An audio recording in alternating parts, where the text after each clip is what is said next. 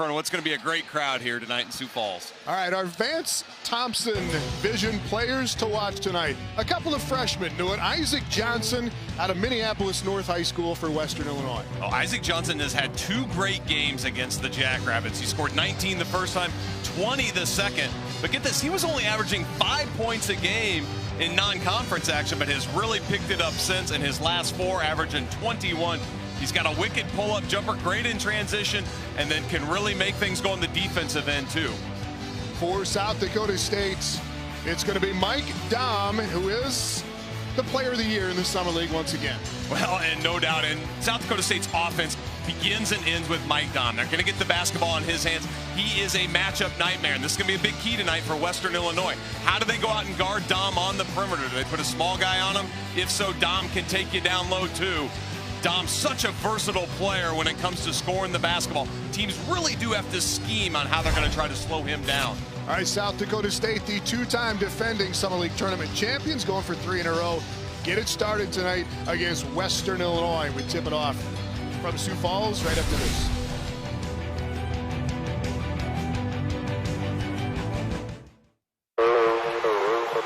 MLS is back, and everybody. A group of forward-thinking people. And welcome back in live, the Denny Sanford Premier Center in Sioux Falls. And the opening round of the Summer League Basketball Championships men's quarterfinal. And the top seed, South Dakota State, gets set to take on 8th seed Western Illinois in the opening round. Tom Neiman along with Brad Newitt. And we've talked about the seeds, and they maybe don't mean all that much. And for more on that, let's go courtside to Jody Norstead. Hi, Jody. Thanks, Tom. Yeah, it might seem like a mountain to climb here in 8 versus 1 matchup, but Western Illinois almost pulled that upset against South Dakota in the 1-8 matchup last year. Took them to overtime before eventually losing. Brandon Gilbeck says he still hasn't forgot about that. Gives them a little bit of confidence going into this one. But for South Dakota State, it also motivates them a little bit knowing what Western Illinois was able to do last year. Western Illinois, much different team than last year, a lot of freshmen, but keep in mind, they beat Oral Roberts, they beat Fort Wayne, they beat NDSU this year, they've beaten some good teams. We'll see what happens tonight. All right, thank you, Jody. Tonight's starting lineup brought to you by South Dakota Corn and Kobe Webster. Honorable mention, all Summer League this year. He's on the all-newcomer team, a freshman out of Indianapolis, averaging 18 points a game in Summer League play. CJ Duff, Ankrum, along with Gilbeck and Isaac Johnson in that first 5. At South Dakota State, brought to you by South Dakota Corn and Tevin King. David Jenkins Jr., the freshman of the year this year in the Summer League, along with Skylar Flatten and Reed Telling using the seniors. Mike Dahm in his junior year. Billy Wright was an assistant at Western, went away for 1 year to Ball State, and he's back now as the head coach at Western Illinois. And TJ Otzelberger, the coach of the year in the Summer League this year in his 2nd season. South Dakota State in the white unis, Western Illinois in the road purples, and Mike Dahm, Brandon Gilbeck in the circle. And here we go with Western Illinois and Kobe Webster. Checked by Tevin King, Brandon Gilbeck in the post, guarded by Mike Dahm. Western Illinois got scoring punch at several positions on the floor, and Webster's the ringleader for all of that with the point guard. Floater good. Again, 18 a game in Summer League play for Kobe Webster, highest scoring freshman. David Jenkins Jr. for South Dakota State right behind him. Here's Jenkins to Dahm. Skylar Flatten coming off that little screen. Blocked by Ankrum, and it's out of bounds off of South Dakota State. Valen Ankrum is an athletic defender, and even though Ankrum got beat on this handoff, he did not give up on the play, made a great play from behind, and then the ball goes off Flatten. 2 really good 6'6" athletes going at it in that matchup with Flatten and Ankrum. Kobe Webster looking inside. Here's Isaac Johnson, who's really come on in the 2nd half of the season. Gilbeck, 7-footer, out of a double team, and he gets around Dahm to score. Tellinghusen came over to double, and then Gilbeck split him, and South Dakota State cannot allow that to happen if they're going to bring the double team. Great start early on here for the Leathernecks. Tellinghusen, double on him, tried to get it to Tevin King. Leathernecks come away with it, saved there by Johnson. A rare turnover by South Dakota State, but I think that double team caught Tellinghusen off guard. Kobe Webster's 3 is long, and Mike Dahm comes away with the rebound, knocks down Tellinghusen. Dakota State third possession, trying to get on the board. Matchups on this end are intriguing. And in this game right now, Gilbeck checking Dom. That's Western Illinois' post player, and that's not how Western matched up the last time these teams played. David Jenkins Jr. long and strong. Dom kind of leaning in there on C.J. Duff. Holding off Duff with the right hand and going on the tip with the left hand, and they call the foul on Duff. Gilbeck's got switched off of Dom, and now Duff trying to block Dom out. Dom recognized that and went right to the rim. And C.J. Duff at 6'1" didn't have much hope against 6'9". And that's the risk you run when you're Billy Wright, and you are going to probably try to switch some screens to take away a lot of the action that South Dakota State runs on the perimeter. And SDSU is such a great shooting team. I think Western's going to have to switch some stuff. But now you got mismatches, not necessarily always in the post, but on the boards too. Dom got 1 out of 2. Skylar Flatten had it and threw it right into the hands of Duff. This is going to be a good matchup up top too. Tevin King, a great defender. See if he can slow down the sensational freshman Webster. Jacks doubling every time. Gilbeck gets a touch on it and force him into a travel this time. Western Illinois not afraid to play through Gilbeck. They like to get him touches and then play off of him. They've done that on the first couple possessions here.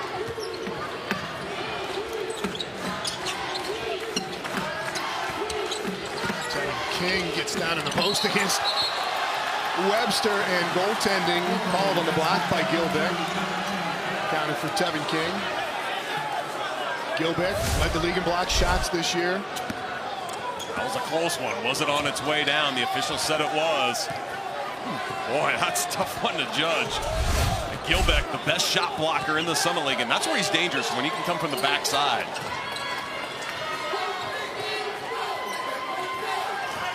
Dom and Gilbeck inside, really going at each other. So far, Dom's been content to play behind, and Western Illinois has been getting Gilbeck touches. Gilbeck went by him the first time, turns for the quick jump hook. He's got 4 quick points. Jenkins Jr. for 3. True freshman out of Tacoma, Washington. And he has been the scoring support in most cases for Mike Dom this year, averaging 17 points a game. That's a big reason why SDSU is such a good scoring team. Gilbeck, great pass out of the double team, got it to Johnson, and he was fouled. Tevin King with the foul for South Dakota State. SDSU's kind of mixing up if they double or not double. That time they brought it again, and so far, Brandon Gilbeck's really handled the ball well in the post, whether he's had one-on-one matchups scoring, or when the double team has come like that, finding a wide-open teammate.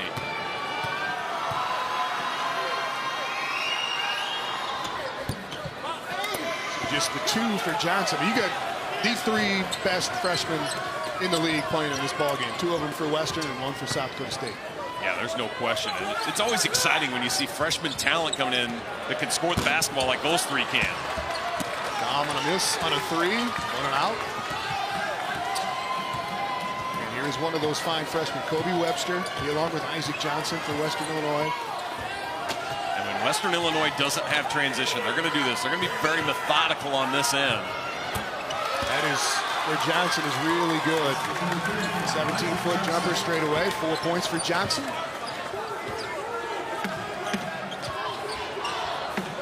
On this end, Western Illinois has done a pretty good job contesting shots.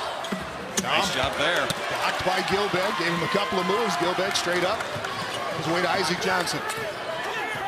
So far, the matchup has been in Western's favor. Gilbeck on Dom. Another good look for Isaac Johnson. Jenkins going against C.J. Duff. Tevin King as Western Illinois switches it up here into the corner to Flatten for 3, and down into the hands of Kobe Webster. SDSU 1 of 4 to start this game from 3. Team that really relies on the 3-point shot for their offense. South Dakota State made more threes in summer league play than anybody else this year. Jacks did not go to the double that time on Gilbeck. C.J. Duff for three. Isaac Johnson will run it down. Back to Duff. Dom with the block and into the hands of Telling-Husen. Dom saved the day there because SDSU was not sharp on the rebounding.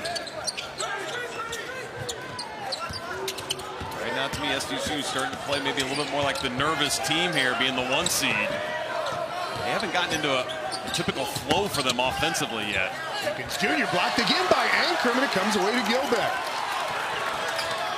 Already Western Illinois 3 blocks in this game. They are defending the rim. Ankrum's had 2 of those. Down here just controlling pace. The lower the possessions can be in this game, the more that favors the lower seed. Missed by Duff, but tapped in by Gilbeck. 6 quick points for the 7-footer for Western Illinois, and a 6-point lead. And South Dakota State stuck on that 6 number right now. Brandon Gilbeck, he really struggled the last game that these guys played in Brookings. He only had 4 points, played 16 minutes. Telling-Husen at free to get South Dakota off the 6. And kid in his senior year hits a lot of timely shots, does a lot of all the little things for the Jackrabbits. This team really needed a bucket there, and he came through. Gilbeck here has been terrific to start this game. Telling-Husen just kind of digging on the double that time, and they get the miss. King put it on the money to Mike Dom. Good catch. Gilbeck with the block, but the foul. And Mike Dom going to the free throw line. But Western Illinois, the 8 seed, out to the early lead. Leathernecks up 12-9.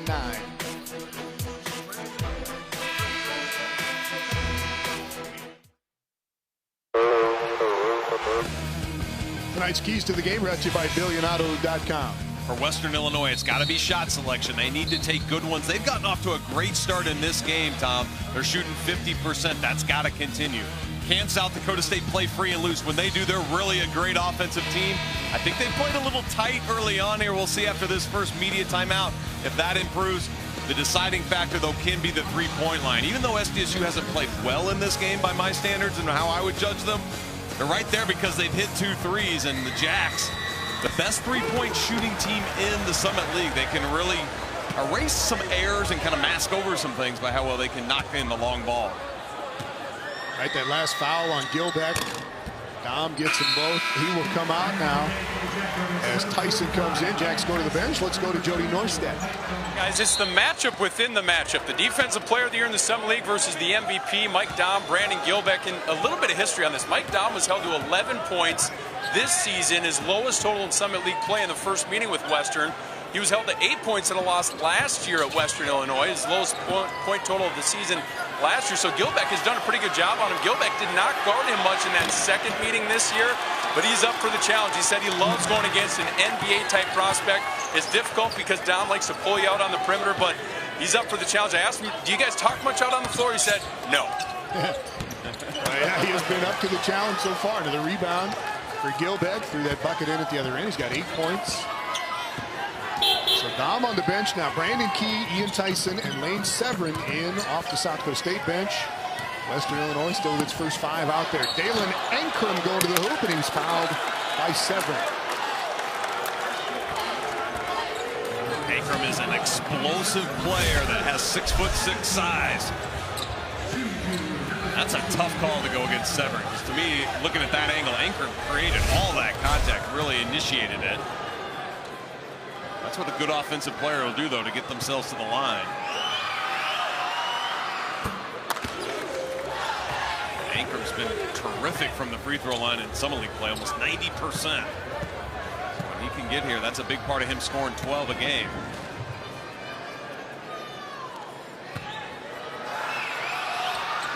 Interesting that Western Illinois has not gone to their bench yet. Kind of used that last media timeout to get a break. That was a long stretch there before that. Felt like the Leathernecks were getting tired.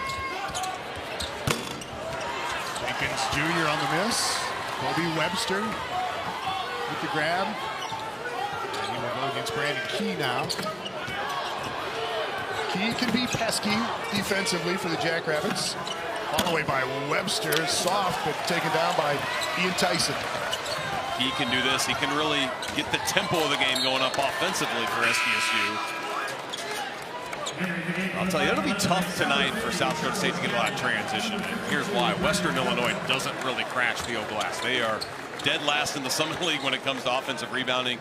Their philosophy is, let's get back and protect our basket. They're one of the best teams doing that.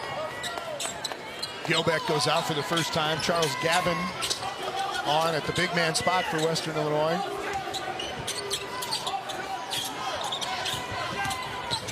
Jenkins had it taken away by Ankrum. SDSU, a team that only turns it over about 8 times a game. Already 3 of them in this one.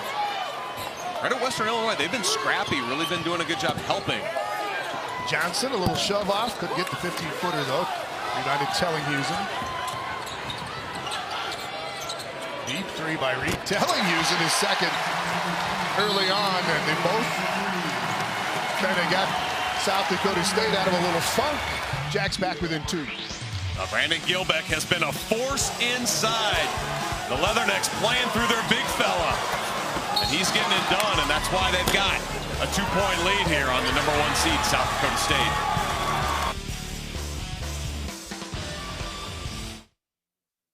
Basketball tournament on Midcoast Sports Network is presented by Grand Falls Casino and Golf Resort, Vance Thompson Vision, Vern Eide Motor Cars, and Sanford Orthopedics and Sports Medicine. The Summit at the Falls, 10th year anniversary of the Summit League Basketball Championships here in Sioux Falls, South Dakota. And the opening round in men's play here tonight. South Dakota State, the 1 seed, down early to the 8 seed Western Illinois. Taylor Ankrum trying to turn the corner against Lane Severin. And down to the Jackrabbits. Tevin King, Mike Dahm back for South Dakota State. Dahm going against Charles Gavin, who's in there for Brandon Gilbeck right now. Out to Tevin King, long and strong on the 3. Kobe Webster's got it. D'Lo Brewster is in off the bench for Western Illinois. I like how Western's attacking this game because they've done a good job defensively, just being solid and then controlling the tempo on this end. Webster's 3 rattles out. South Dakota State, meanwhile, just 4 of 13 from the field shooting. I don't think they've had the pace that they want on this end. They've kind of had a lot of standing. There was a good set there where they kind of got guys moving. And Dahm is so difficult to handle when he can catch the basketball kind of on the move and then kind of do this sweeping move where he comes across the lane. Nearly impossible to stop with his size. 6'9", and he's not the most graceful guy, but he can make plays like that look routine. And I think a lot of it's just his phenomenal touch he has with the basketball. Yes. I mean, and you just don't see 6'9" guys that have that kind of touch around the rim. 6 points for Dahm. The fan cam brought to you by Avera Orthopedics and the upper deck getting filled in here this evening. Jackrabbit fans filling in the lower bowl. South Dakota plays after this game. The men will take on Omaha, and an offensive foul here called against D'Lo Brewster on the push-off on Brandon Key. That's what Brandon Key does, like you said earlier. I mean, he's kind of a pest defensively, really will pressure the basketball 94 feet when he can. Lane Severin popping out for 3. Too much juice on that one. SDSU has not shot it well, and that's why this is a tight game right now. The Jacks only 33%. Brewster's left-handed 3 is right on. D'Lo Brewster out of Kansas City, Missouri. Don't see SDSU have those kind of breakdowns defensively very often. They're pretty solid. Usually they're right there on the catch. That time they weren't. Brewster made them pay. Leathernecks back in the leads. We hit the halfway point of the first half. Watch Mike Dahm and how active he can be on this in screening. And that's part of the reason, too, why he gets open a lot. Brandon Key crashing in and ran into a couple of Leathernecks. The foul is going to be on Brewster.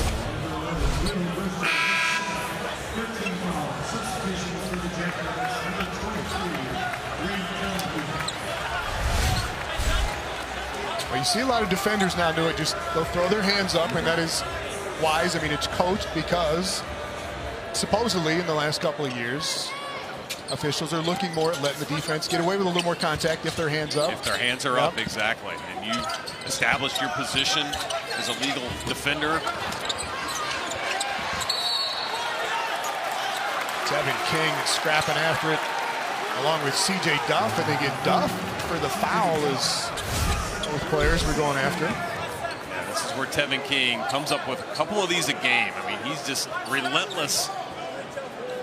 And South Dakota State kind of gives him free reign, even though he's their point guard a lot, to go after the O glass. Dom gets Gavin almost into the air, and then he runs into Ankrum. And a foul's going to go on Dom at the end of the play.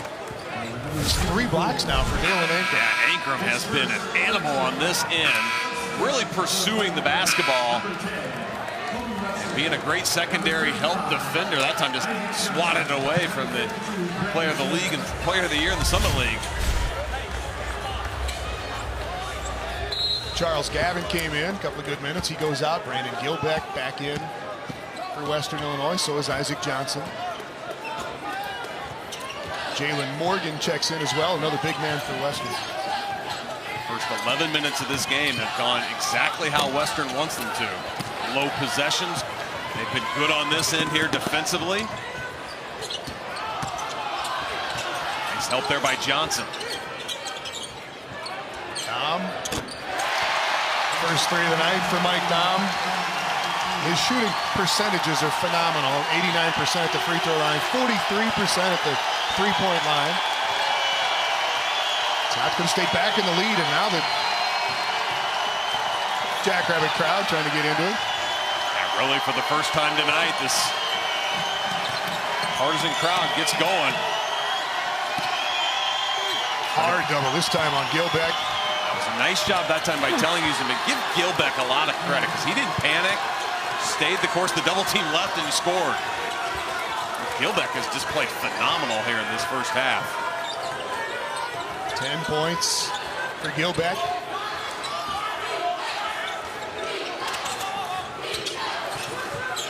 Telling Husens hit a couple of threes.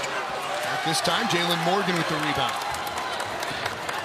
SDSU, a team that doesn't crash the glass a lot either. They haven't really had a lot of second chance opportunities in a game where they've now missed 13 shots.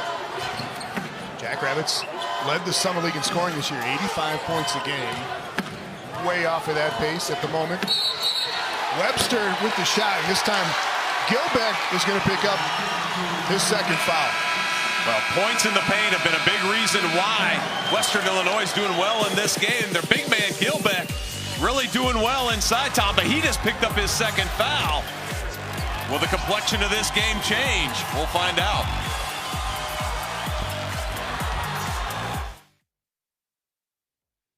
Injury report brought to you by Sanford Orthopedics and Sports Medicine. Jeremiah Usio Safety for Western Illinois has been out since early January. This will be his 13th game out now with a hip injury.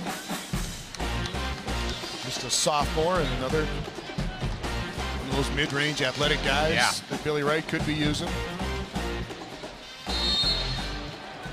Well, Brandon Gilbeck did pick up his second foul right before the break. He stays out there. We're wondering, would Billy Wright kind of roll the dice here? I mean, you're in a big-time game here, and look at Mike Dom going right at it. And to spin it in for Mike Dom. Great presence of mind for South Dakota State to go right at Gilbeck, knowing that he for sure doesn't want to pick up his third. Dom's got 11. Lead keeps going back and forth. Ankrum on the attack, fouled by Skylar Flatten.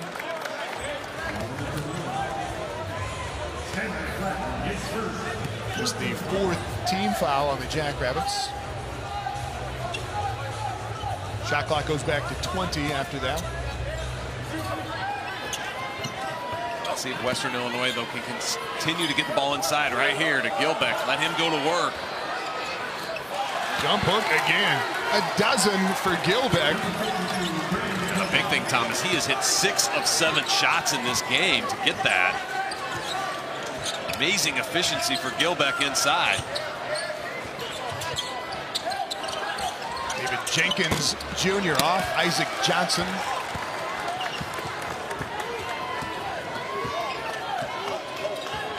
Right now you look at this game, SDSU's taken 21 shots, 12 of them have been threes. On average, about 40% of their shots usually come from three, so a higher percentage in this game because that's what the Leathernecks have been giving them. Ankrum. Sweet little spin to get again by Flatten. Dalem Ankram's got 4. Dom came off soft but short. Kobe Webster with the rebound, and Western Illinois with the lead here, and Webster's only got 2. He is their leading scorer at 18 a game. Well, they haven't needed Webster because they've been able to play through the post.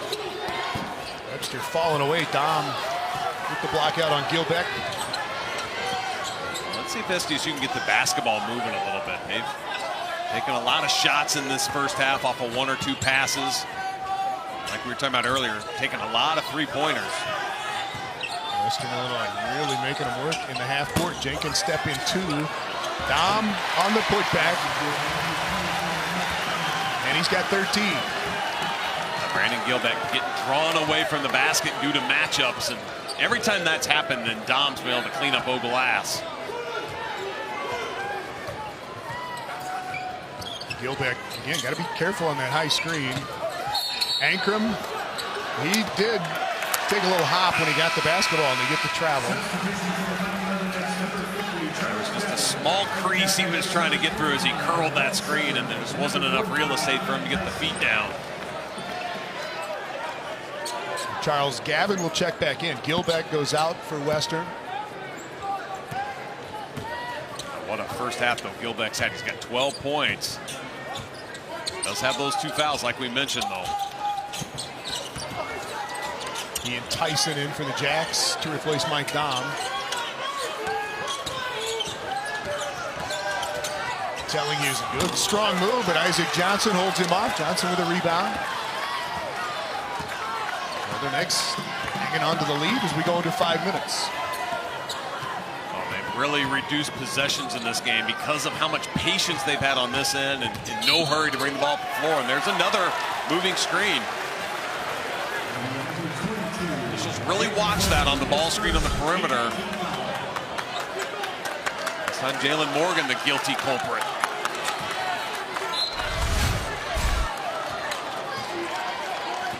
But Western Illinois has just got to be ecstatic at how this end's gone. This is a Leatherneck team that has really struggled at times to string together stops, but in this game tonight, holding SDSU to just 8 field goals so far has been tremendous. Western giving up close to 80 a game in summer league play. South Dakota State scored 98 the first time they played this year. Scored 82 a couple of weeks ago in Brookings, but still stuck on 24 with 4 minutes to play. We've seen a couple of games like this for SDSU during the year, but not very many where they have had this much trouble scoring points. This is a team that can really light up the scoreboard.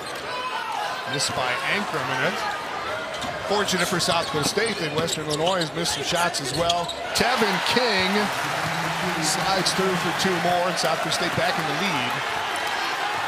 And really the first transition bucket there that the Jackrabbits have gotten in this game. Western Illinois has been able to take this crowd out of the game really the whole half. Yes, in the 2 regular season matchups, South Dakota State had a 14-point lead at halftime in one of them, a 16-point lead at halftime in the other, and went on to win big, but it's not going to be near that. In this one, Tellinghusen stripped away. Good hands again. Johnson sneaking out, and Tevin King was there. He tried to avoid contact, but he got the foul anyway. Johnson will be at the free throw line. Mike Dom in this game has 13 points. He's trying to keep his team in it, but it's been tough sledding for the Jackrabbits on the offensive end, and they only have a 1-point lead.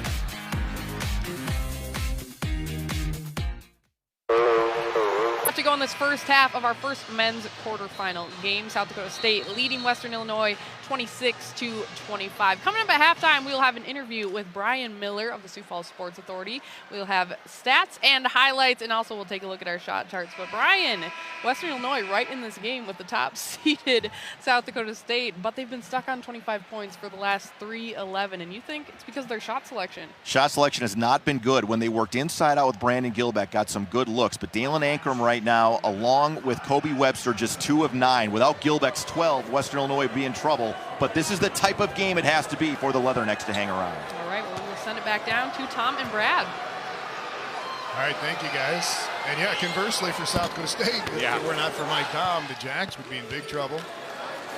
Dom's got 13 of the 26 for South Dakota State.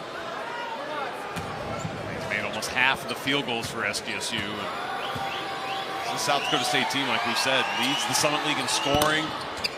Top 10 in the country in scoring, nearly 85 points a game in Summit League play. Right now they're on pace for mid-60s. Isaac Johnson puts Western Illinois back in the lead. South Dakota State's got its big man starter back out there. Dom Jenkins kicks to Dom for 3, and that's off the back iron, knocked out by David Jenkins, and Western Illinois will have it with a 1-point lead. Western Illinois is doing a great job just playing team defense. They're really helping each other out, covering for each other when guys get caught on screens. And as a result, SDSU just hasn't had a lot of really clean looks at the basket.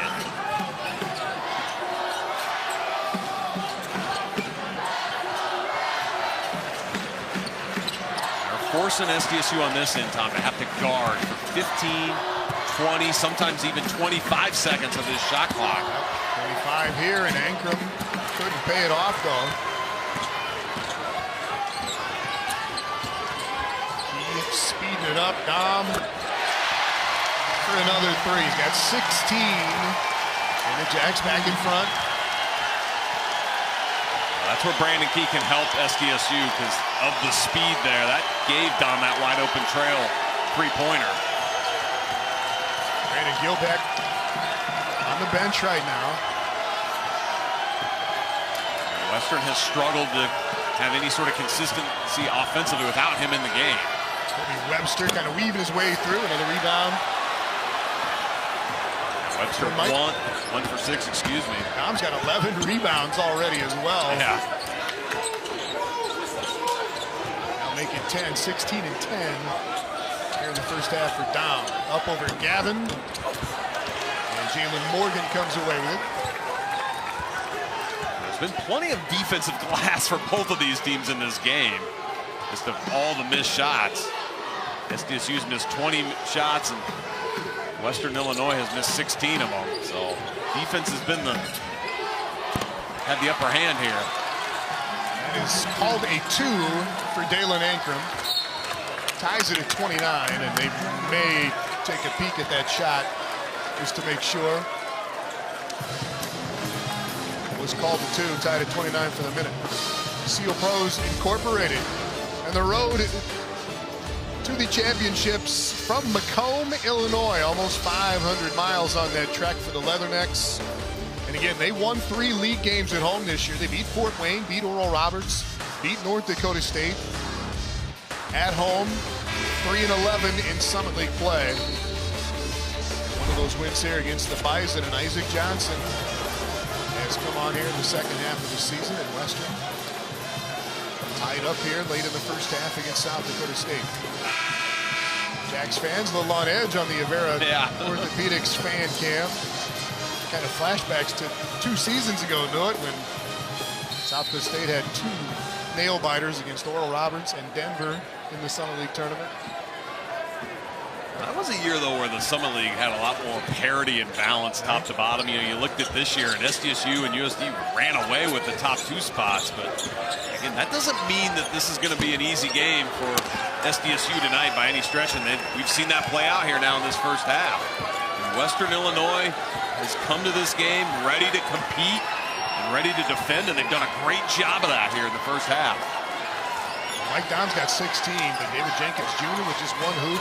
Telligus's hit a couple of threes. South Dakota State is maybe going to be held under 30 here in the first half. Isaac Johnson lining up a go-ahead three, and it is good, and a foul on Jenkins Jr.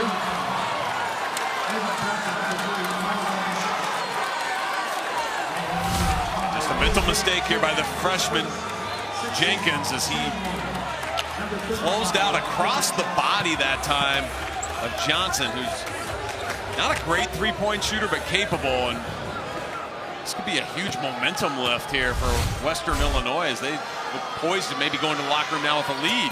Got an offensive rebound, got a three to take a three-point lead.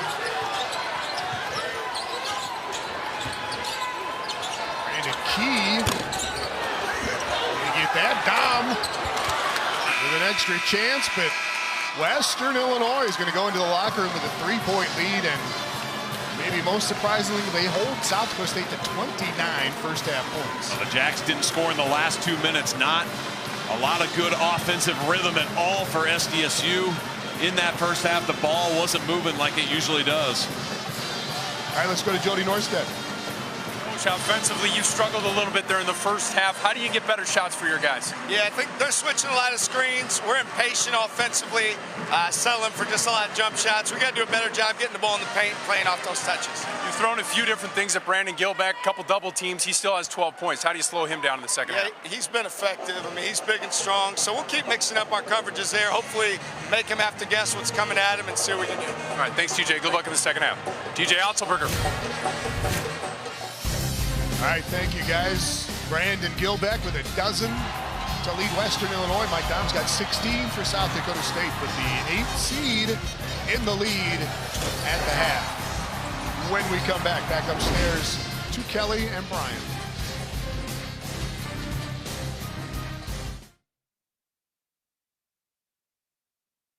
Welcome to the CU Mortgage.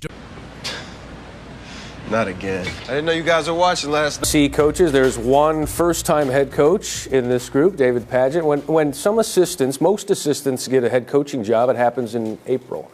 You got yours in October. How would you assess the challenges of getting your team ready for the season in the preseason?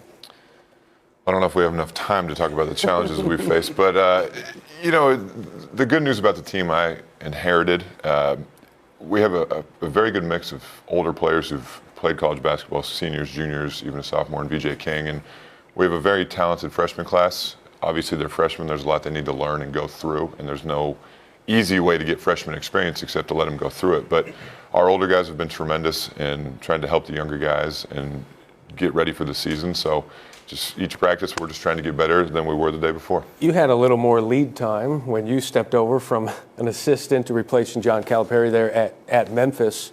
What advice would you give him stepping in, although the time frame is a little bit different? No, David's going to do a great job, and he's a basketball guy, and his dad was a really good coach as well too, and so he's going to do great. And you know, they're good. Their team's really good, and you know, following with Coach Pitino, and when I took over at Memphis following Coach Calipari, it's just they're hard to do because the success that you're following in both guys. So you just do the best you can. It was a primary head coaching job there at Memphis. You're just getting started. Mike, reflect on what it was. You're at the pinnacle now, the coaching in the ACC.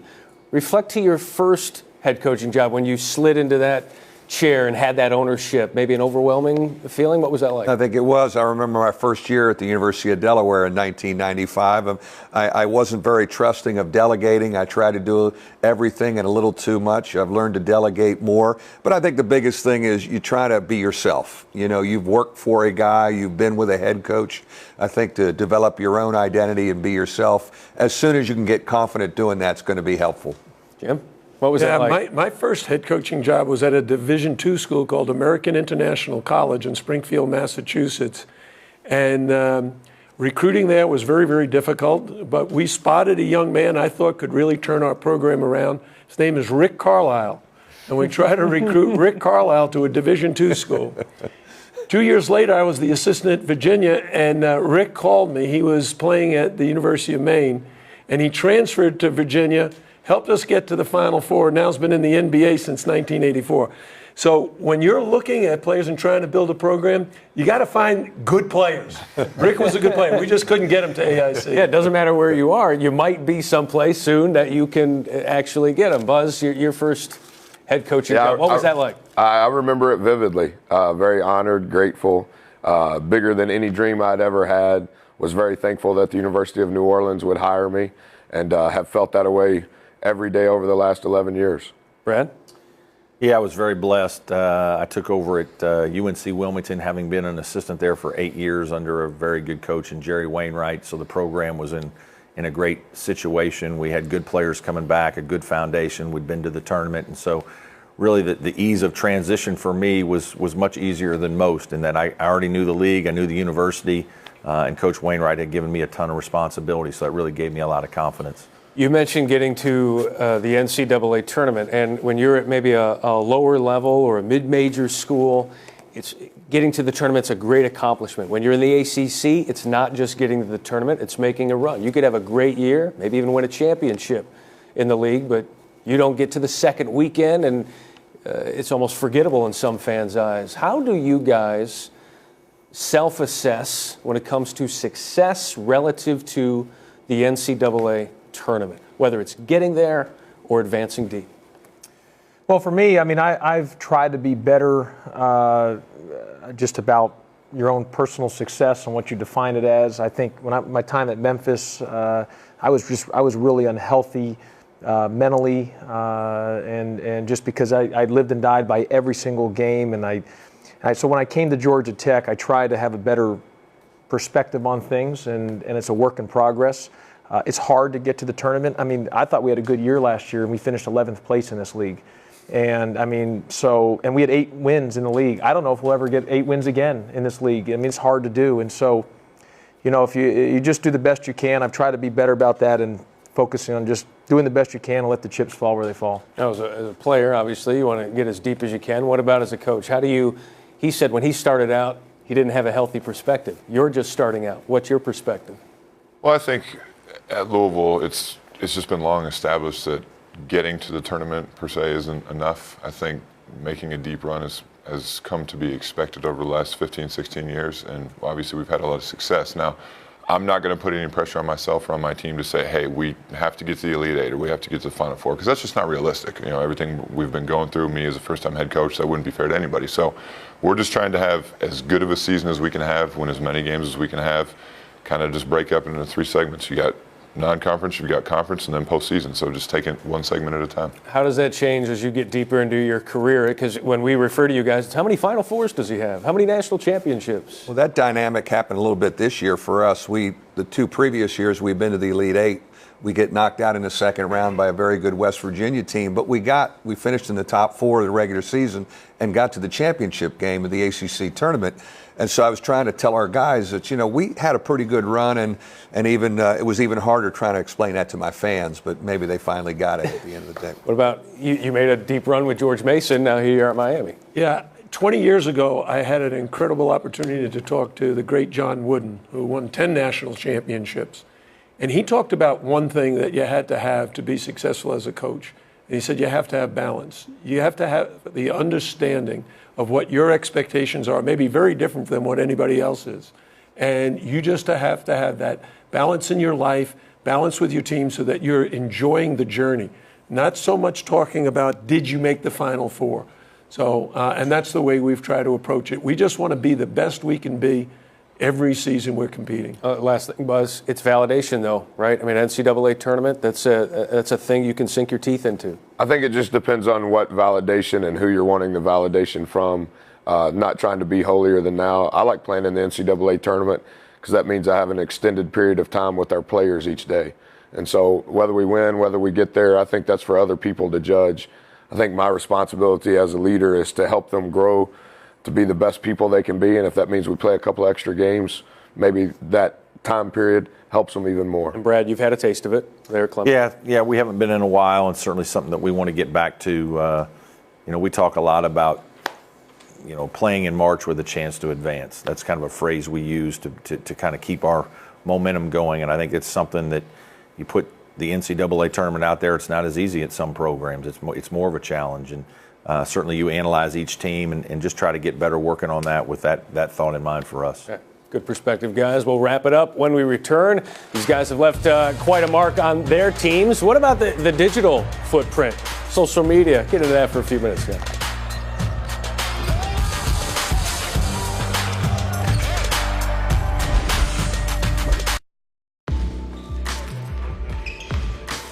All right, let's start with your health. Yeah. You know, you're 70, and Yeah. a lot of people want to ask how much longer Yeah. do you want to go? Do you want to ask that?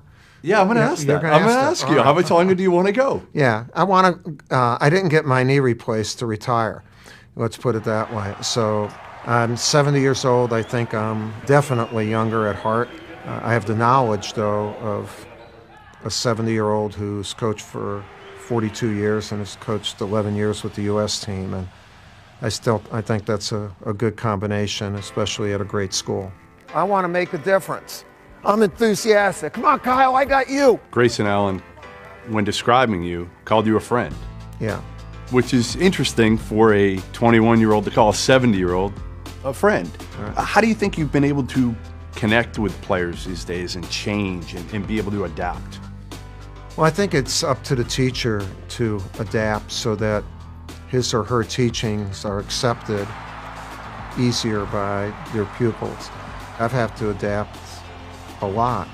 Not values, work ethic, and all that, but how you communicate, how you dress, what jokes you tell, do you stay current?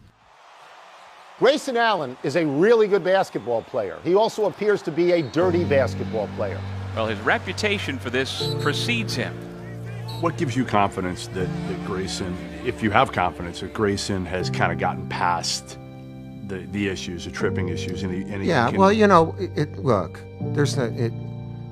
is it more tripping issues or what everyone made of a couple issues? I want Grayson to be Grayson. Grayson's, I think, as good a player as there is in the country. And I want him to be a leader, and I want him to not have a rear-view mirror. How much did you worry about him last year, though, because of all the public outcry and the attention that he got? How much were you worried that he'd be able to handle it all? You would have thought that there was a capital offense that had occurred. That's the attention, I think, that our program brings, the scrutiny, and you have to learn to live under that microscope.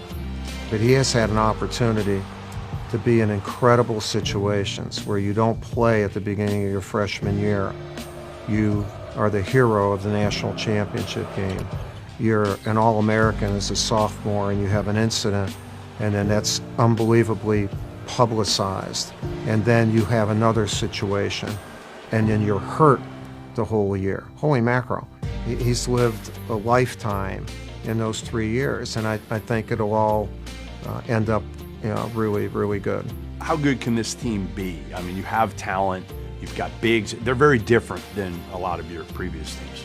Yeah, our team is going to be very much a developing team. We have 3 guys in Marvin Bagley, Wendell Carter, and Marquise Bolden who are going to be pro players, maybe all 3 of them at the end of this year.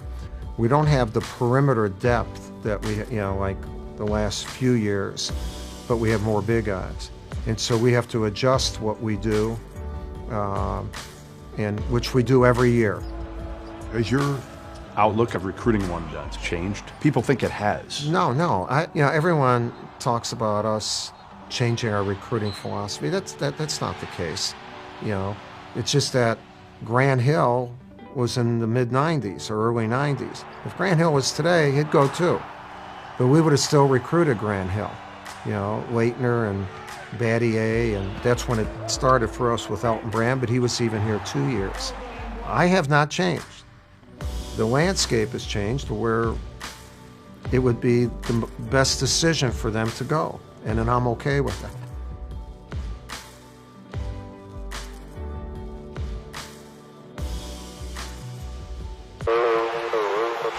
MLS is back, and everybody's ready to get down. Emerald City goes rave green against the all-new LAFC. SKC Nation is set to go off when the Bronx Blues bring it on. Will the City of Angels shine, or does Rose City got next? It's time for our soccer. Tomorrow, on ESPN and FS1.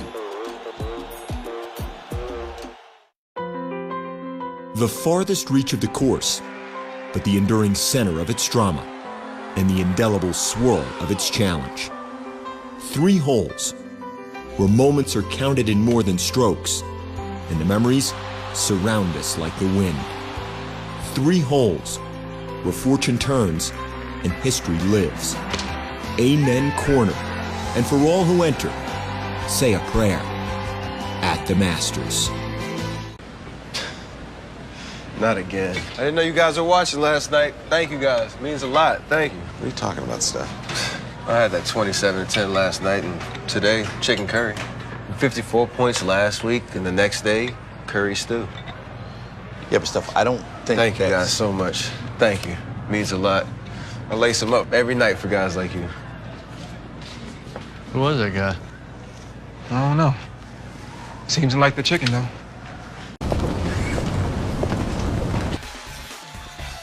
Summer League celebrating 10 years now with the championships here in the city of Sioux Falls. Western Illinois with the lead at the half on South Dakota State. Jackrabbits with the ball here to start the second 20 minutes. Into Reed, Telling-Husen.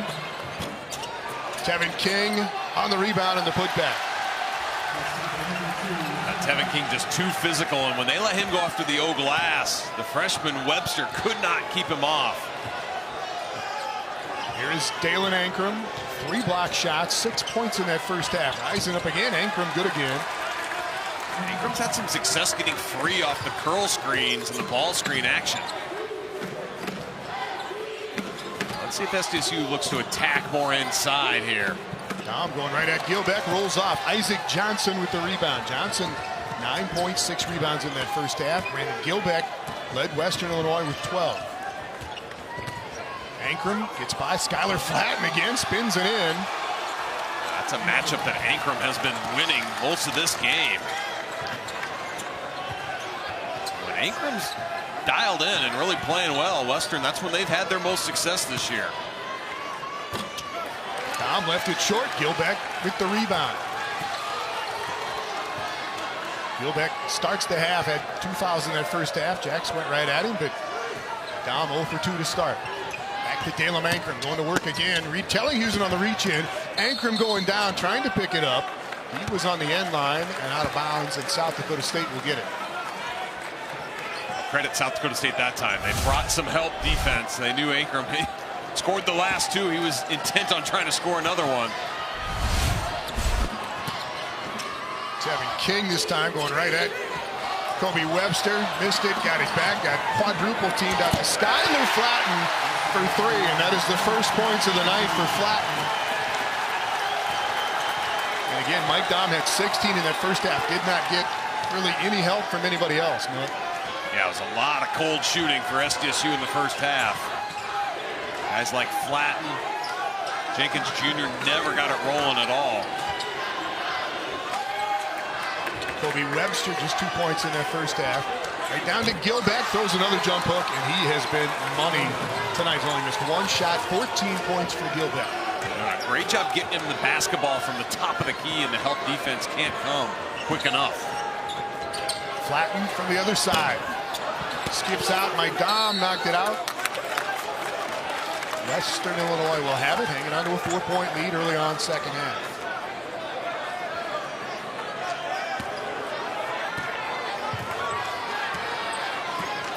Pretty quiet in the building right now, with lots of South Dakota State fans in here. Yeah, you can tell just maybe some more nervous energy than anything else from this crowd.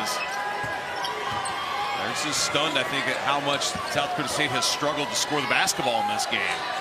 Western Illinois led for more than 15 minutes in that first half. Reed Telling-Husen over on the double team and a foul. On a reach in, will go against Telling-Husen. When the post entry comes from the wing, that's when South Dakota State's been able to bring the double team. But that time, Telling-Husen, no reason to foul there. You got Gilbeck to pivot away from the basket. You've done your job now as the double teamer. It's kind of a dangerous double. They leave Isaac Johnson out there alone when Telling-Husen comes to double. Works out this time, though. Jacks get it.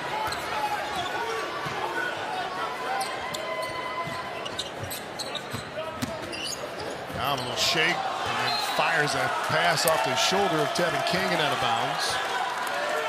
Western Illinois really gapping South Dakota State, kind of daring them now to shoot that pull-up jumper, and Dom just got overzealous there as he drove.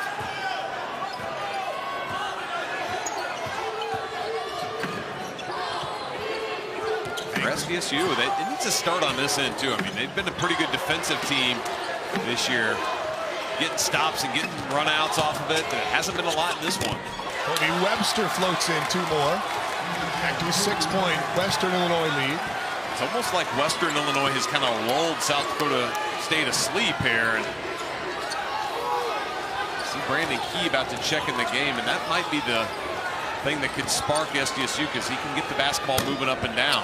There's been no easy offense for the Jacks. David Jenkins is 1 for 9 now from the field. Webster lining up 3. Out to Gilbeck. Webster, he's had a rough night shooting it, but he's had good looks. He's 2 of 9. Ankrum wants to put it on the floor, get by Flatten. Here's some transition. This is what SDSU needs more of. Jenkins got by Duff, but Gilbeck there for the block. That's a great job by Gilbeck, running the floor to protect the rim. South Dakota State really had no follow either to pick up. Had Jenkins missed there. The next have matched their largest lead. Back to Gilbeck, was strong this time. Telling Houston comes away with a rebound. South Dakota State just stymied offensively though. Telling Houston for 3.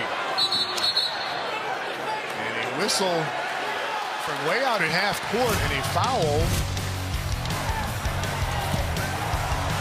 Check it out. I think it was on Mike Dom when we come back.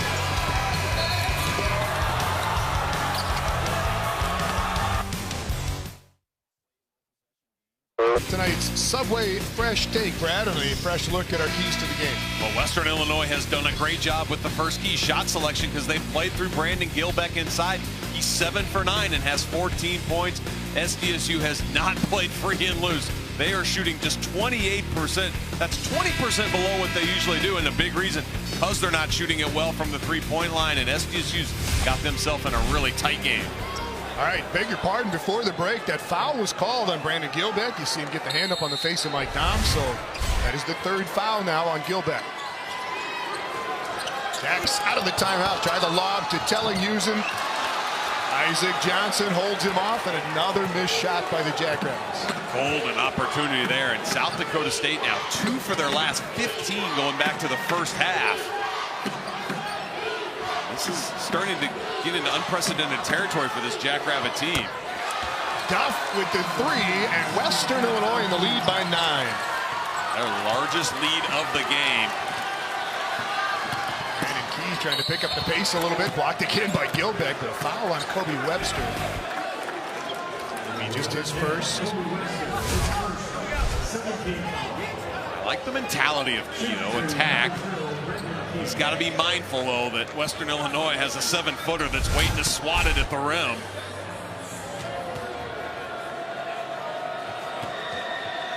And SDSU just needs a spark here. And they're a team that can really score in bunches. It may not be much of a spark that's needed, but they need something to get them going here. Second free throw coming for Brandon Key. Let's go to Jody Norstedt.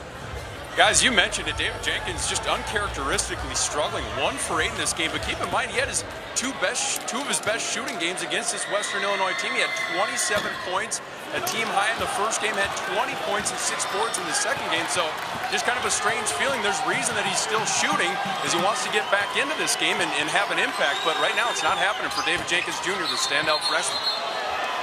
All right, Jody, that is the truth. Just 1 bucket for Jenkins. Tellinghausen with some defense here. They're going to say he kicked it, though. And Western Illinois will keep it. Shot clock at 20. Leathernecks can go up by double digits here. It's been a great second half for them. They've hit 5 of 8 shots. Gilbeck kind of lost it on the way up.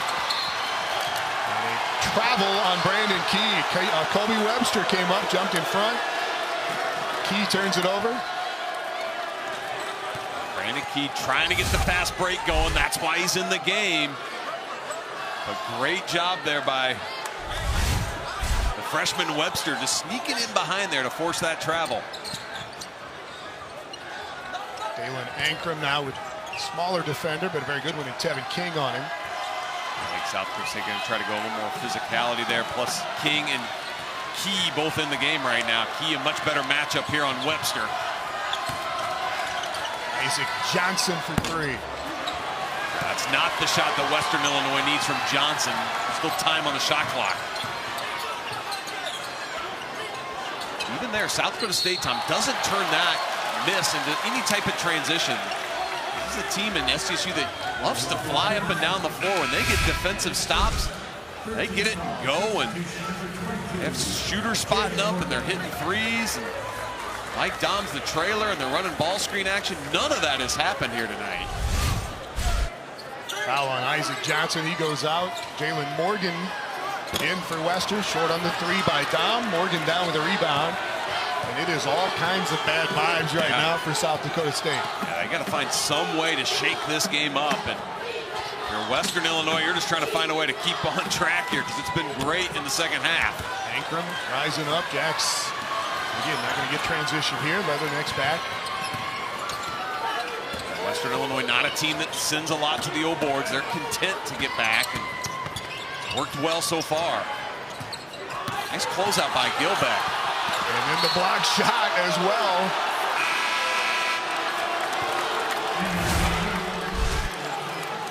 Look at the big fellow. 6'11".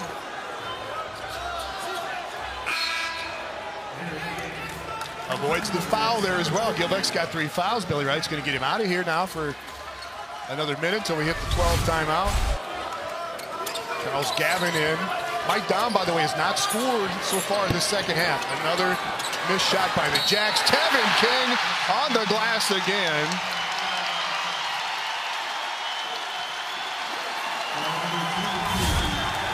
South Dakota State, not a team that relies on offensive rebounding very much, and a big reason why they shoot about 50%. But in a game where you're struggling to get buckets, they've got 10 of them now. This may be how they have to really approach this game in a night where the ball's just not going through the basket. And they get second chances, and now another one. Key with a great look to Dom, and he was fouled from behind by Jalen Morgan.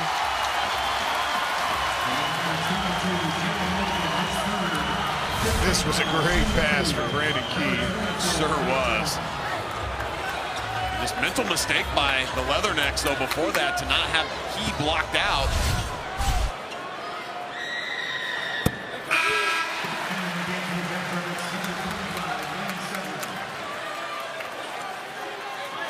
Telling Hughes and out. Lane Severin comes in for South Dakota State.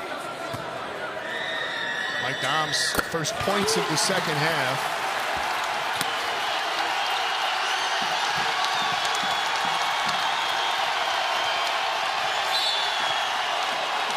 Key up on some body contact on Kobe Webster. This is why he's in there in the full court pressure. To me, that looked like really good defense.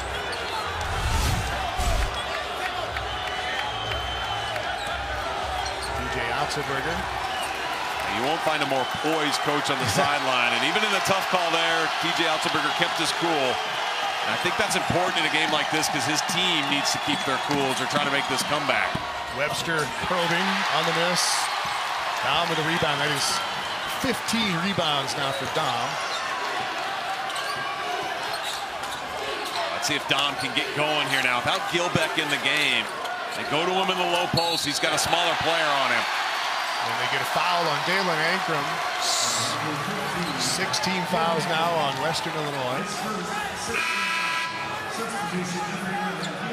SDSU still has only hit one of their last 9 shots here in this half. If they can get to the foul line, which you said, Western Illinois close now to putting them in the bonus. Gavin in now to go against Dom. Dom goes right at him. 20 for Dom, and South Dakota State back within 3. Western Illinois is going to have to think about getting Brandon Gilbeck back in this game. Billy Wright does take a timeout here, just above the 12-minute mark.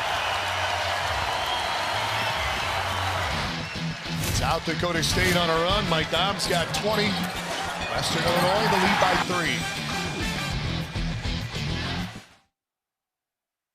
3. Men's and women's basketball tournament on Midcoast Sports Network is presented by Grand Falls Casino and Golf Resort, Vance Thompson Vision, and Vern Idy Motor Cars. South Dakota State on a 6-0 run to get back within 3. Western Illinois will inbound right by their own bench. And they do get Brandon Gilbeck back into the game. Even though we're close to the media break at the under 12, I think that was a good timeout by Billy Wright. It's a 6-0 run. He's trying to keep the crowd from really getting going here, and they've done a good job of that so far in this game. Gilbeck out of a triple team up to Ankrum, swinging around to D'Lo Brewster. Step in 2 for Brewster. And the rebound down to Dom. Success for SDSU because they finally were able to have Gilbeck give the basketball up.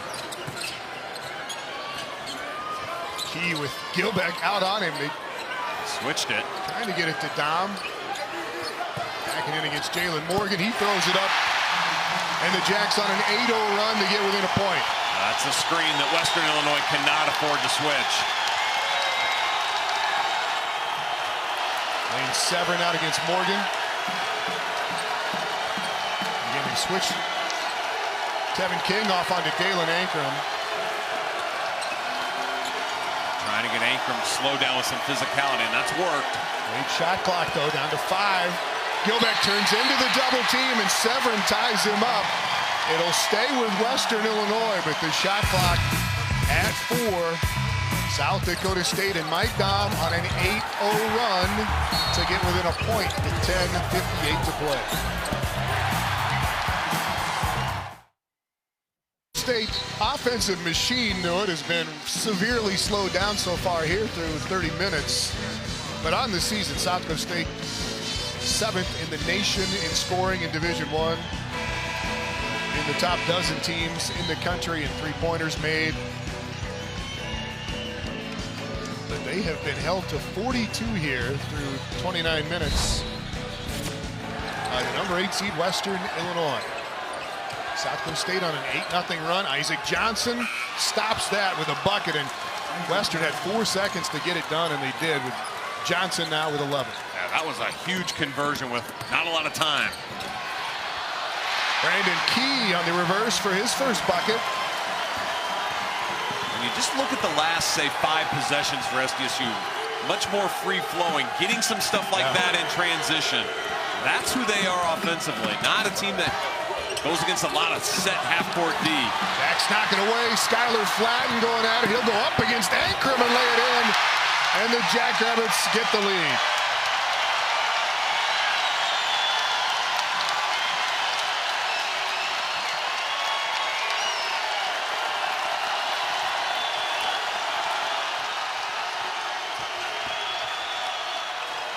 Tough shot by Kobe Webster. Dom's been sensational in the D-glass. 14 defensive rebounds in this game. And 17 total? Yeah. Brandon Key right down the pipe and in. South Dakota State has gone from down 9 to up 3. Doing it, hitting their last 6 shots. In a game where they've struggled, that's been huge. Big answer. Johnson throws it in, but I think this is after the bucket, they're going to get another foul on Gilbeck. And Billy Wright just got teed up because he is hot. Well, he counted the bucket for Johnson, and then after the play, a foul on Gilbeck, which will be his 4th. Watch Gilbeck. He was calling for that little shove in the back of Lane Severin, and that is touchy, and that set off Billy Wright. Yeah, I think Billy Wright had a reason to be very upset there, especially when it's your now what has become your star player in this game and the player you've been playing through. I mean, it'd be one thing if that was a missed shot and then that push impacts the rebound, but it was a made shot, and that should just go without any sort of call, in my opinion, there.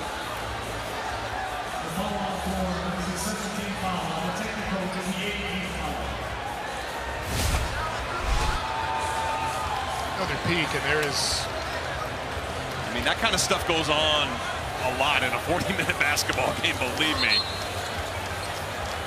And a lot of times, you know, that's a call you don't have to make if it's a made bucket. And if it's a rebound and then that costs the team a chance to get a D-board, that's a different idea then. So the big deal is that is 4 on Gilbeck. Dom can shoot the technicals.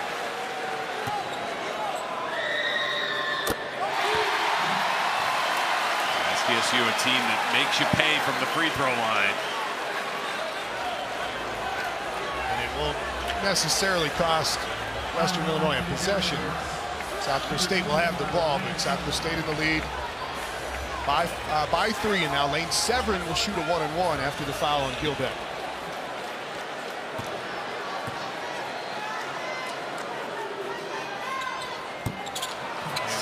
Necessarily the strong suit for Lane Severin at the free throw line. It was not a bad turn of events for him to be there for Western Illinois.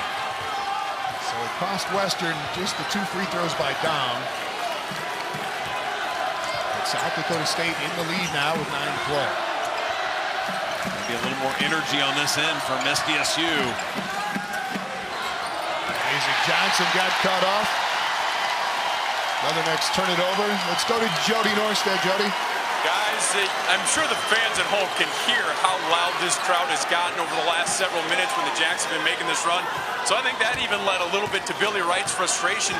But his team, after that technical was called, all the guys looking at each other just saying, we need to calm down, get back to what we were doing when we were leading this game. All right, thanks, Joe. Kevin King to Severin. Isaac Johnson brings it down.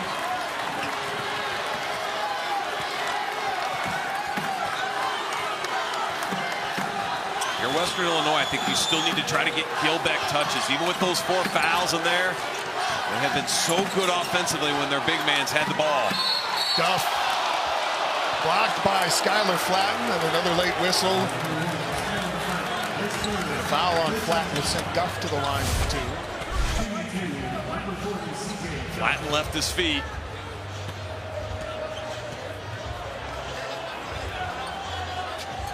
I'm not sure. It didn't look like he got him much on the arm. Maybe a little bit of the body there.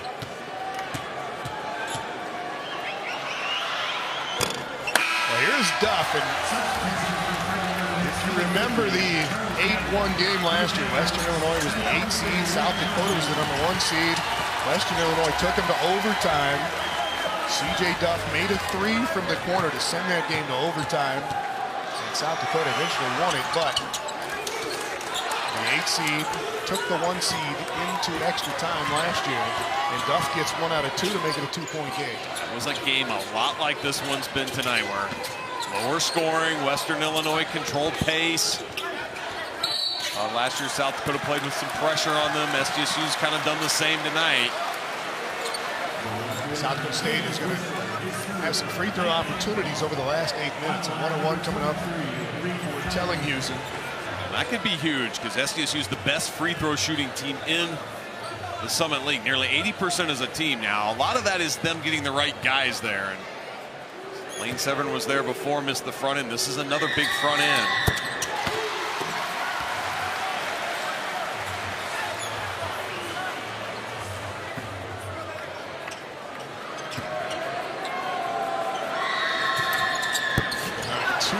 For Tellinghusen, and Skylar Flatten will pick up a foul. Going after the rebound. That's just 4 team fouls on the Jackrabbits. And 3 on Skylar Flatten. SDSU, though, just 9 of 15 in this game now from the line. So leave it a few points out there already, which a tight one that could make the difference. Dom will get a break right before the 8-minute timeout. Ian Tyson comes in. expect this is just a try to get Dom a defensive possession of a rest here without Gilbeck on the floor. And you saw David Jenkinson on the South Dakota State bench. TJ Otzelberger has opted to go with Brandon Key, the junior. As Isaac Johnson, another rainbow jumper. 15 for Johnson. Cuts it back to a 1-point game. Same thing for Western Illinois. Kobe Webster, their great freshman, has been on the bench here much of the second half. Key trying to set it up for Flatten, some contact, and they will get a foul. South Dakota State at the line when we come back. It's been a big-time comeback for the Jacks. Struggled out of the gate in the second half, but Mike Dom's got his team back in the lead in this one by hitting 6 of the last 7 shots. Is there enough in the SDSU arsenal to get the win?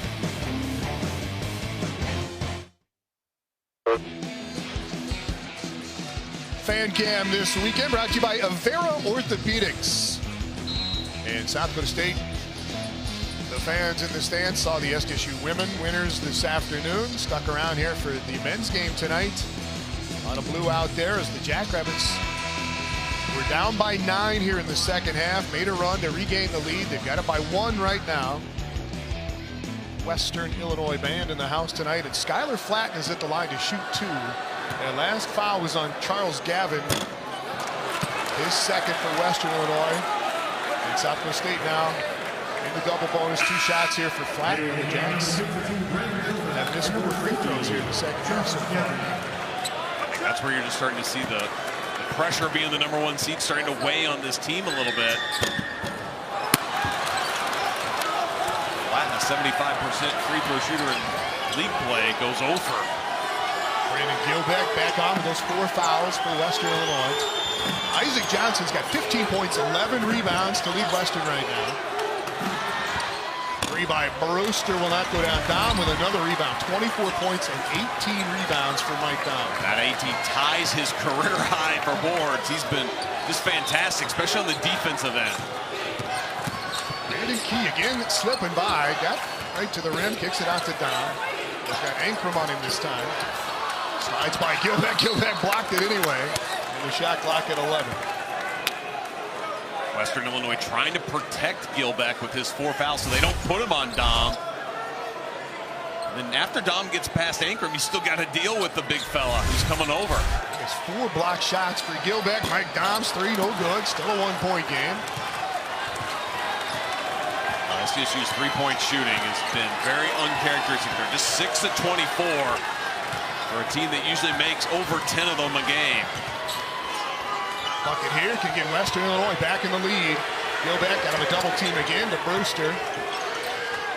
Step back 3 by D'Lo Brewster, and Tevin King's got it. Western hasn't had much more luck shooting it from 3 either. No. Again, double team comes hard this time with Brewster. You just got to whip it out of there to Tellinghausen. Gilbeck back on Dom now this possession. Dom's going to line up a straightaway 3. And this is going to go the other way. A foul on Reed Tellinghausen. There's 5 team fouls on South Dakota State. I think they might have gotten it the other way. It's on Brewster. All right, I thought they were pointing the other way, but Brewster picks up his 4th instead. SDSU's been more aggressive here going after Oglass, and you see there Brewster just pushing it in the back. Tellinghausen got 1 out of 2 his last trip to the line. SDSU needs to start capitalizing it. They're going to be at the line a lot here in the last few minutes of this game. Probably is going to decide the outcome or the margin, certainly, of how this thing ends up here down the stretch. Saw the shooting numbers there for Reed, just 2 of 10 tonight. David Jenkins is 1 of 10. It's been a brutal shooting night for the Jackrabbits. TJ Otzelberger's had to kind of leave Jenkins on the bench because of that. He's gone with Brandon Key in this game. Just a little more defensive pressure.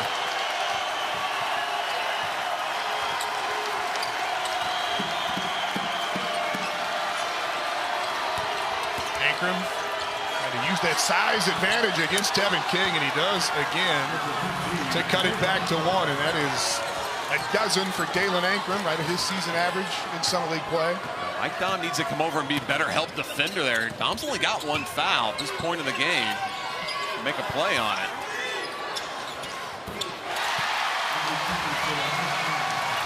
.26 now for Dom.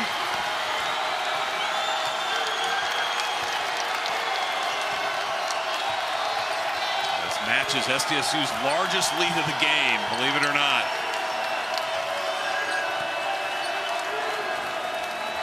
Western Illinois led by 3 at halftime. Southern X built that into a 9-point lead, and that is a 2 for CJ Duff. He's got all of his 6 points here in the second half.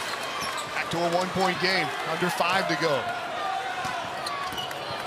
Key probing again, and Brandon Key will go to the line, and the foul is on Kobe Webster, his second.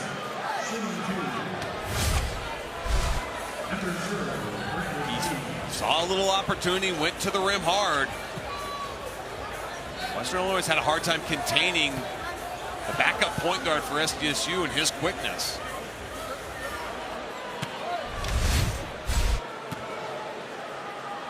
Jack's just 7 of 13 at the line in the second half so far. Key missed a couple a moment ago.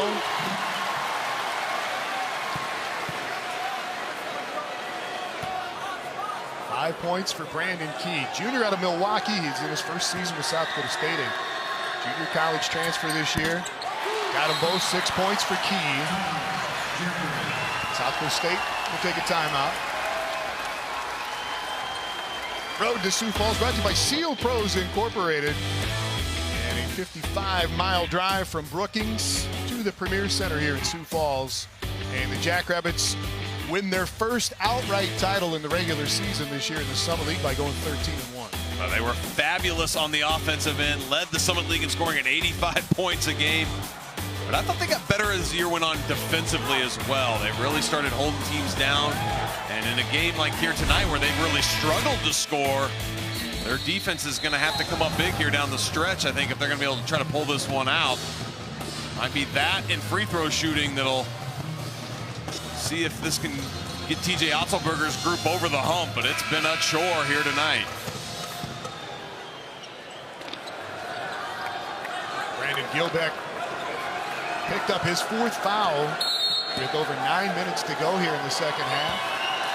Stays out there, he's got 14 points.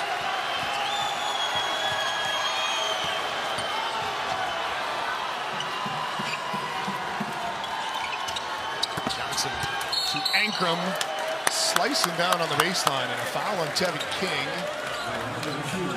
Will be his 3rd, and that's just the 15th foul on South Dakota State. That's the good news for SDSU. They've played pretty good defense without fouling much this half. So Western Illinois still not on the foul line. This is where you get to the point of the game where coaches really start running a lot of sets for their guys. Bad shot there by Ankrum. And a crucial point, too. Well, it would have tied it up. But it goes wandering for Ankrum, and South Dakota State with a 3-point lead. But still, if you're Western Illinois, you got to feel pretty good.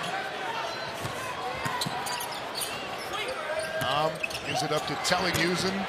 Tevin King on the glass again, had it blocked.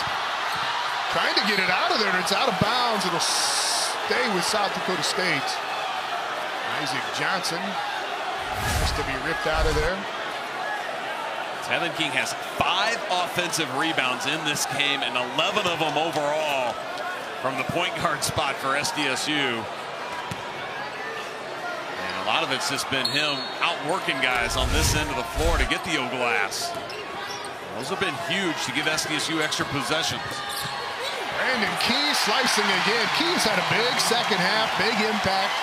8 points. South Dakota State by 5. Miscommunication that time by Western Illinois, and they got to keep their wits about them here. They've played a great game so far here, but you can't let it slide away here late if they're going to stay in this thing. This is big. Webster can't get that down. Skylar Flatten rebound. And how about Brandon Key? I mean, this It's crazy how the season goes along. He was at a point where he wasn't even playing in half the games for the Jacks. He started at point guard early, then didn't play, and now in this game tonight has been crucial. Jacks get a lucky bounce off the shoe of Dalem Ankrum that time. Shot clock deep, Key for three. And a rebound, Isaac Johnson stays in a 5-point lead, 3 to play. So he's dodged just enough bullets to keep this thing close, but they have really had a hard time now scoring lately on this end. Some of it's been shot selection, some of it just some real good stingy defense now by SDSU. Kobe Webster has been very quiet offensively. Just 4 points. Here's Ankrum. And he kicked it out of bounds. South Dakota State will have it.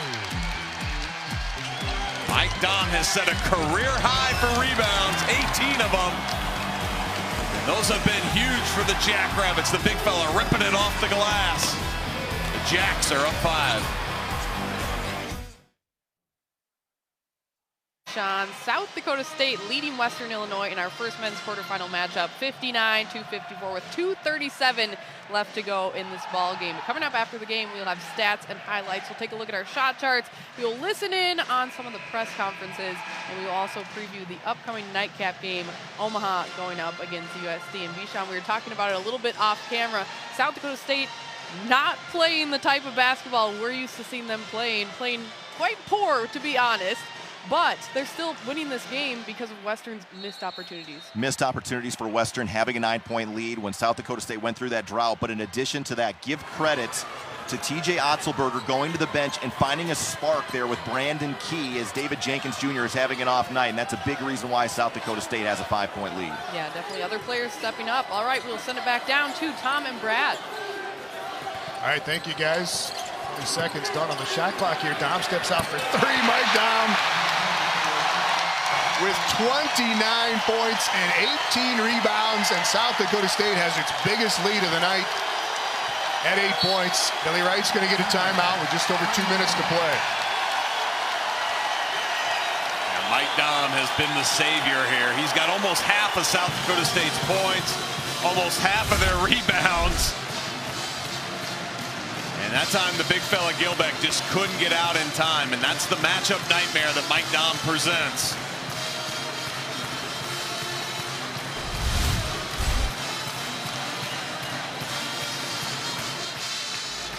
All right, coming up after this one here tonight, South Dakota, the 2 seed, taking on Omaha. And that is an 8:30 tip-off. After this ball game, we'll get you back up to Kelly and Brian. We'll get you to the post-game press conferences as well. And get you set for Omaha and South Dakota still to come tonight here in the opening round of the Summit League Championships. 2 minutes and 3 seconds to go here. Western Illinois led most of the first half. Leathernecks led by 3 at the half. Built a big 9-point second half lead. South Dakota State has come back and regained it. And Dalem Ankrum is going to the free throw line for Western.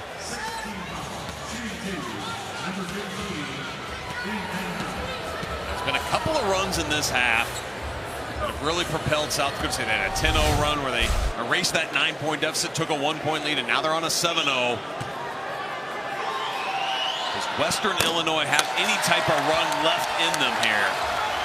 And that there, a crucial miss. They've done just about everything they need to do. Ankrum has scored. Isaac Johnson has scored. Duff has had some points here in the second half. Brandon Gilbeck has played well. Defensively, they have shut South Dakota State down as far as shooting the basketball. Percentage-wise, 1 out of 2 for Ankrum.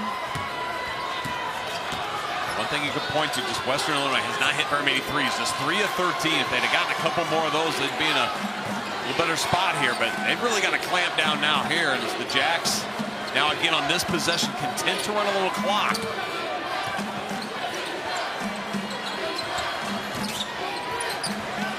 Western switch again.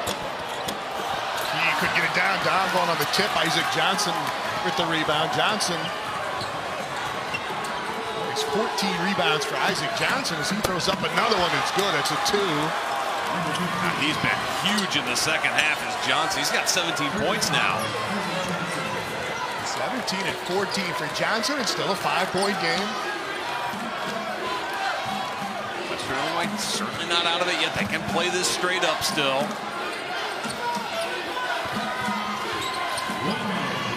All kinds of switching though going on for the Leathernecks, and they got CJ Duff right now and Dom. They're gonna have time to get it to him, however. They're gonna have to get off the shot here. Flatten does. And the Leathernecks hold. That was a missed opportunity by SDSU. They should have gotten Dom down in the low block and let him go to work. Kobe Webster to make it a 2-point game. You have to continue to execute, and SDSU almost kind of resting a little bit on their laurels there, trying to run clock, and then they've gotten very unaggressive of late. You see Billy Wright just saying, play it straight, we got time here. As TJ Otzelberger takes the timeout. Here's Kobe Webster, very quiet to this point in the game offensively. It's the 3 to make it a 2-point game. That was a big-time ball screen there, too, by Gilbeck, and Mike Dom didn't communicate it, didn't step up to show, and even though Webster's had a rough night shooting the basketball, he cashed in a big one there.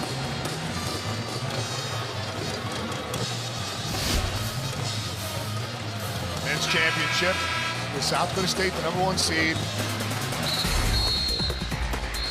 Fort Wayne and North Dakota State in the 4-5 on the same side as the Jackrabbits and the Leathernecks. And again, coming up tonight after this one, South Dakota taking on Omaha. And then you got Denver is the 3 seed this year, taking on Oral Roberts tomorrow on that side of the bracket. 29 seconds on the game clock, 20 on the shot clock for South Dakota State. And the Jacks with a 2-point lead, and they do not get it in here. They have to call another timeout. That's their last one. The sideline is a tough place to inbound from. Your angles that you're throwing in at are a lot different than a baseline entry, and Western Illinois did a nice job there really taking the pass away to Brandon Key, and SDSU didn't know what to do next. They saw Tellinghus and take a peek at Key going toward Western Illinois' basket, and he made a wise choice not to throw it there. But yeah, the problem is Key is 5'10", and so you don't have a lot of height that you're throwing it to there. But big credit to Billy Wright and his guys, though, tonight. South Dakota State thumped them twice during the regular season. Jacks won by 28 and by 20 in their regular season meetings. Scored an average of 90 points in those 2 games. And Western Illinois has found a way to prevent that from happening, really slowing SDSU down tonight on the offensive end. Now here's the thing for Western Illinois. There's a 9-second differential, so they can play this thing straight up and still be okay and have time to get the basketball back potentially with a chance to maybe tie or even think about winning the game depending on what the spread might be. If you're SDSU, you got to be careful here about thinking you can stall, because you got to think that Western Illinois is going to bring some pressure here. So you got to be strong with it and look to attack. First opportunity you get here if you're the Jacks. All right, same spot to inbound here for Tellinghus, and he cannot move off that spot. We do get it into Brandon Key. I'd put a little more pressure on Key here if I was Western Illinois. Don't let him be comfortable up there.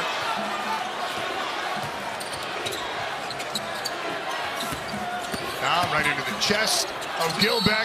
Kobe Webster comes from the backside, and they're going to get Webster on the foul with 13 seconds to go, and Mike Dom will shoot 2. Shouldn't have been any surprise who was going to get this basketball for SDSU, and good call there. Webster was all over Dom's arm.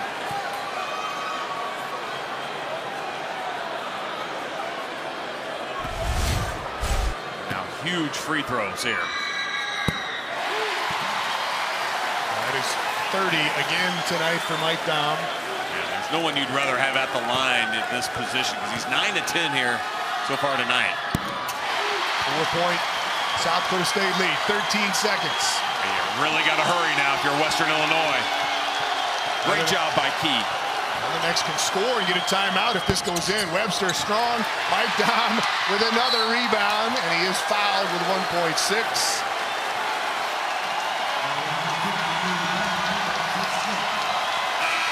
And the superstar is going to help South Dakota State pull it out here.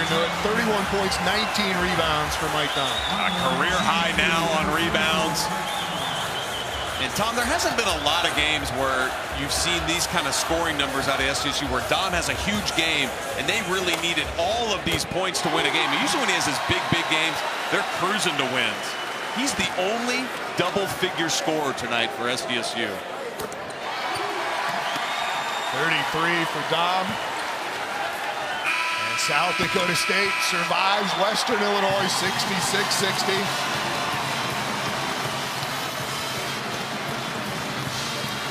Credit Mike Dom. He had to carry this team on his back, really on both ends of the floor. Scoring the basketball with 33, rebounding the basketball. He had 19 rebounds in this one. And it took everything that Dom had to get his team into the semifinals. Jackrabbits in Monday evening at 6 p.m. in the first semifinal against either Fort Wayne or North Dakota State. Jackrabbits, two-time defending tournament champions, on to the semis in a grueling 6-point win. It's never easy when you get to the Summit League tournament. I don't care what the regular seasons have done, and people have been talking all week about how, are the 1 and 2 seeds going to roll, and we saw tonight that isn't going to be the case. All right, here's Mike Dom with Jody Norstedt. Mike, 33 points, a career high 19 rebounds, but this one was one heck of a game. You guys had a battle back, had a 17-2 run there in the middle of it. What was it like trying to gut this thing out against a Western Illinois team? First off, I'm just so proud of this team. The way we stuck together during this game shows our character and shows how well we just stick together. We always tell each other it's going to be the first games that's the hardest game for us. And mentally, coming out here, we got all the fans support, and it's amazing, but we kind of get the jitters a little bit, and I think our guys did a great job of calming down in the second half and getting it done. You didn't give the crowd much to cheer about in the first half, but they were starting to roar there in the second half. What was it like looking around and seeing all the blue? It's always amazing to play here. Our crowd support's unbelievable. Everyone comes down and support for this big event, and they definitely have a huge impact on the game. All right, good luck the rest of the way, Mike. Thank you. Mike Dom, the big night, 33 points, 19 rebounds. As we're joined now by TJ Altenberger, head coach of this team. TJ, it was ugly, but you guys got the W. Yeah, it's the time of the year where anything can happen, and I thought Coach Wright did an amazing job switching screens. They really took us out of our rhythm. We had to play off balance, but really proud of our guys, how they dialed in late defensively and getting the ball to the paint, and thought Brandon Key was phenomenal, gave us tremendous energy. TJ, appreciate it. Good luck the rest of the way. Thanks a lot, guys. It's TJ Altenberger, head coach of the victorious Jackrabbits, 66-60 back. All right, big night for Mike Dom. 33 points, 19 rebounds. And we'll be back with the other final numbers from this one. South Dakota State gets by Western Illinois 66-60.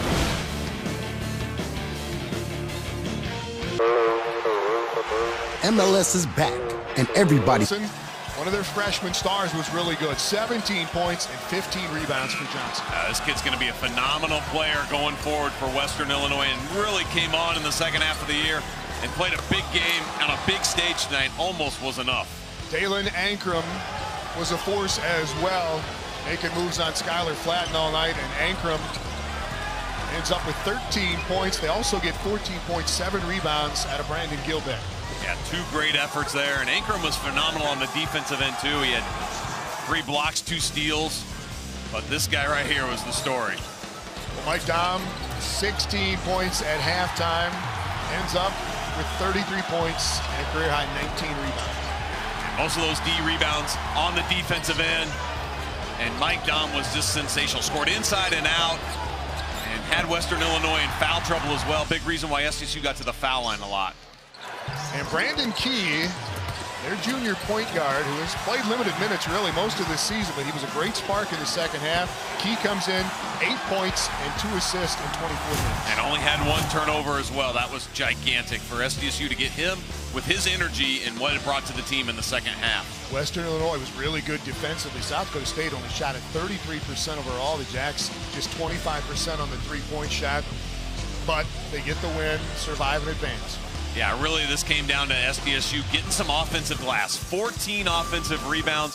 and SDSU ended up just having 8 more shot attempts out of it, and SDSU also scoring, you see, those 17 points at the foul line. Those were really the differences, but like you said, Western Illinois did everything they needed to defensively other than maybe rebound the basketball. And another guy that didn't get a lot of mention, though, Tevin King, 8 points, 11 rebounds, and 3 assists for Tevin King to go along with a huge night for Mike Dom. Jackrabbits win at 66-60 to get to the semifinals on Monday night. Omaha and South Dakota still to come here tonight in the opening round of the Summer League Championships at the Falls. Back up to Kelly Stewart and Brian Shawn when we come back to the Premier Center in Sioux Falls.